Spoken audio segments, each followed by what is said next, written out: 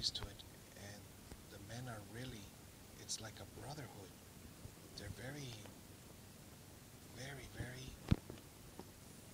connected. It reminds me of the Marines.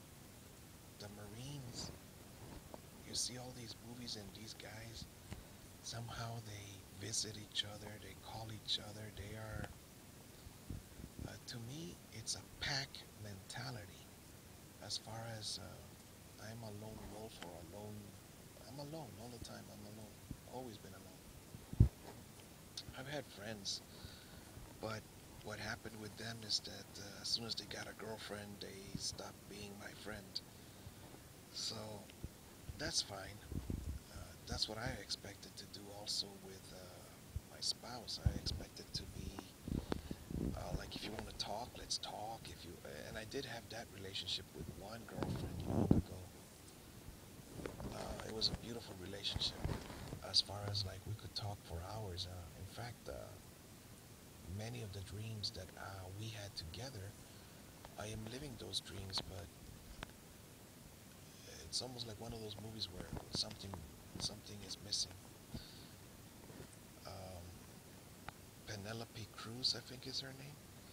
She made a movie, Open Your Eyes, Open Your Eyes, and it was about a boy that he gets into some frozen thing, so he falls asleep, and then he had, I think he had a scar on his face, and that's why he chose to go to sleep and then wake up 200 years later.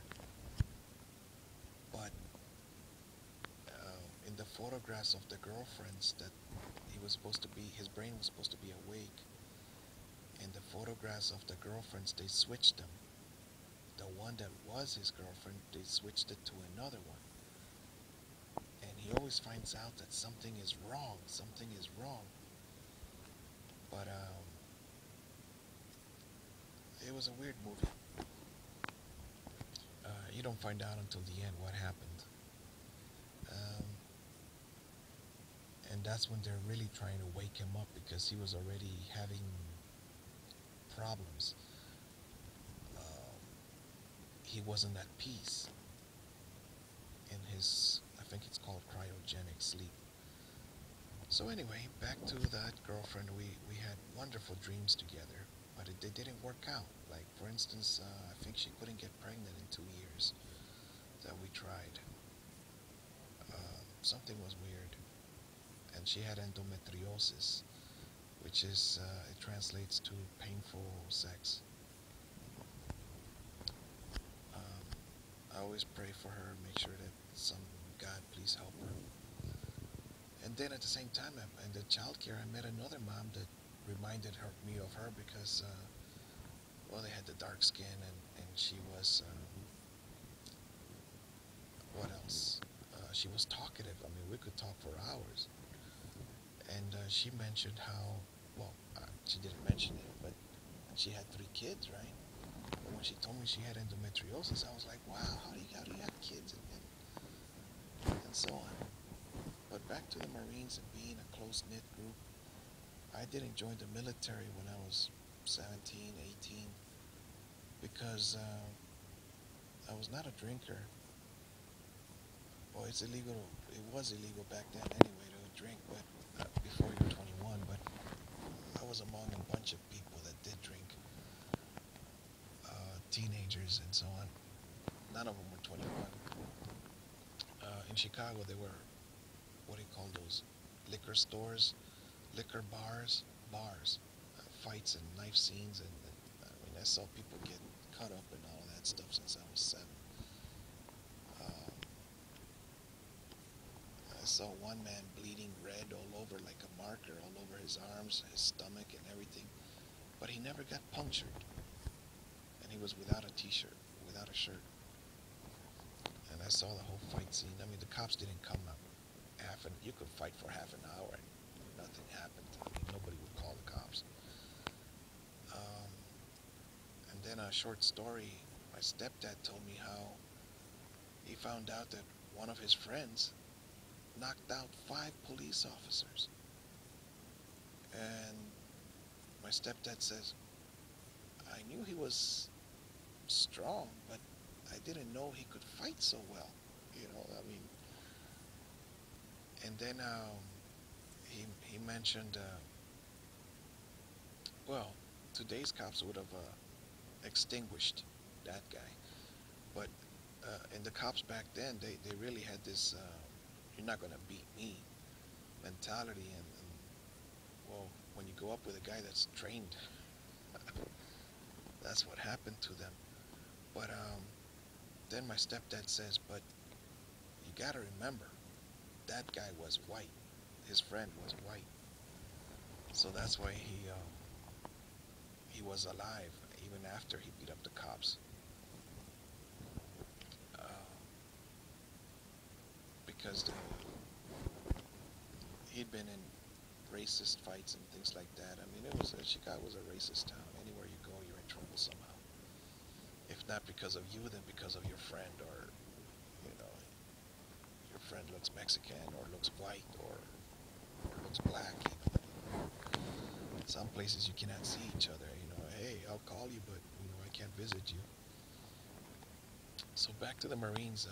I go to the actually it was the Navy guy, all dressed in white, and he was interviewing me. I smoked marijuana. I said no. Never, he said. He was like in shock, and I said, yes, never. I didn't even know what that looked like or anything. Well, actually, I still don't know what it looks like, but it's some sort of plant. Maybe I could spot it. I don't know. But I'm 40 now, and what happened next was his his buddy. Now his buddy was from the Marines. Brought him some beers. Brought him one or two or a whole. I don't remember how many, but and then he said, "Not in front of this guy." And then I was like, "Nah." But another thing I didn't know. Then I went to the Marines to take a look, and all they said, "Are you joining today?" And I said no. And then they stopped talking to me. They were like, what kind of? Let's see, was there a war going on?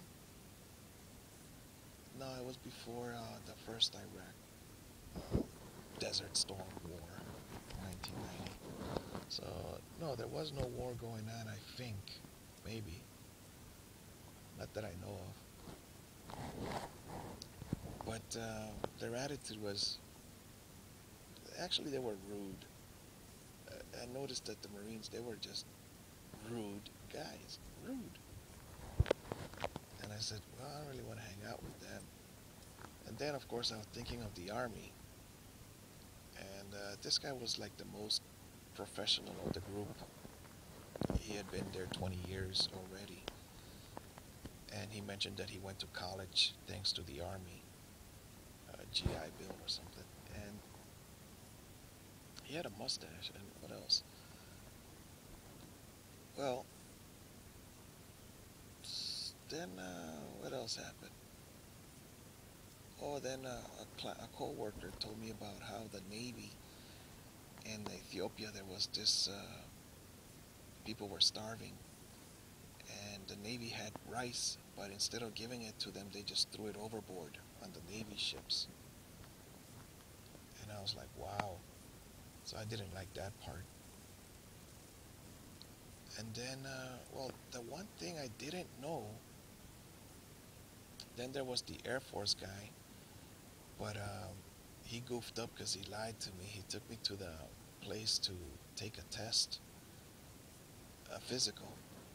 And then, of course, as soon as they gave me the physical, they said, where are your medical records? And I got upset because, like, in front of all of these other recruits, I got sent out, and I had to walk, like, past all of them. I'm like, ah. So I just bowed my head and looked at the floor and got out of there.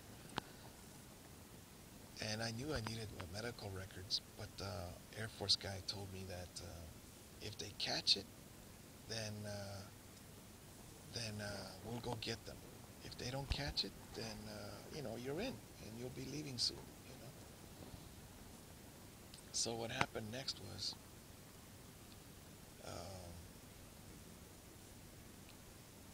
well, we moved to Miami. But what happened all of that time also was I didn't know one thing. I didn't know that the soldiers got a paycheck. I mean, how gullible can you be? I didn't know. And all I knew about soldiers was that all of these Vietnam, because I grew up with all those Vietnam guys walking around, well, at least three of them. Leroy, he was a drunkard, but he was nice to me. And he looked young too. I mean, he looked young, you know. Then his buddies, they showed me tricks about grabbing the ears and stuff like that, and really ugly skills to have. But I mean, for saving your life, you need these things. And I liked it that they were talking to me. But oh, they were out of the service, by the way. These were old guys. And then another time, back in Miami, I wanted to join, but then my coworker told me he had joined, and that one of the things he didn't like was picking up the cigarettes. And I said, "Oh, really? Yeah." And I was thinking, they give you a broom and a dustpan, and he said, "No. You walk around and you pick it up with your fingers." And then I'm like, believe it or not, I was thinking, the army does not have a broom and a dustpan. And then he told me, no, it's. I think he told me, maybe I spoke out loud. He did tell me, no, they do it for discipline to make sure that you're obedient. And then I was like, I'm not picking up cigarettes, because I used to hate it when my grandpa used to flick them all the way to the curb, like let somebody else pick up my cigarette butt. I didn't like that. And then lastly about cigarettes, my grandpa, when I took him to the chemotherapy for his throat cancer, he used to grab water from a water fountain and he would say, it tastes, what was it tastes terrible. Then I would taste some water and I feel nothing wrong with it. But he didn't know that it was because of his smoking and the cancer he had in there. Or at least I think he didn't know. Oh well, be better than